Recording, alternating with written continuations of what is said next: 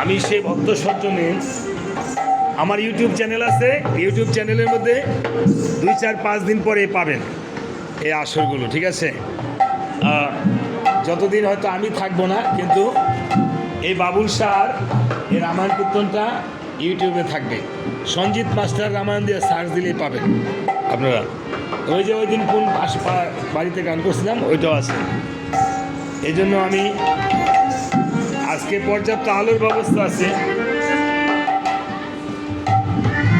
এই স্বর্গীয় বাবুল শাহ ওনার 2 জন পুত্র লবকুশের মতো রেখে এবং ওনার স্ত্রীকে সীতার মতো ফেলে, রামচন্দ্র যেমন সীতাকে 5 মাসে গর্ভবাসে দিয়েছিল বনবাসে, এ বাবুল শাহ ওনার সেই স্ত্রীকে সীতার মতো বনবাসে ফেলে ওনার 2 জন পুত্র লবকুশের মতো ফেলে আপন দেশে চলে গেছেন।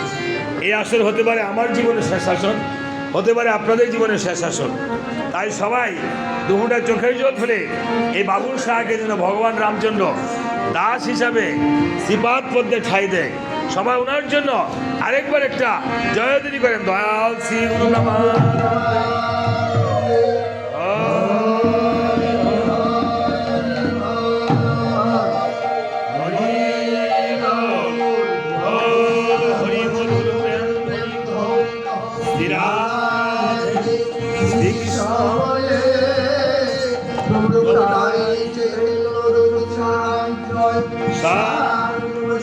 আজকে যেখানে রামায়ণ কীর্তন করতে এসেছি, নারায়ণগঞ্জ টাউন বাজার সাহাপাড়া, সেই জহর শাহর বিল্ডিংয়ে বাবুল শাহর জন্য রামায়ণ কীর্তন, সবাই আশীর্বাদ করেন।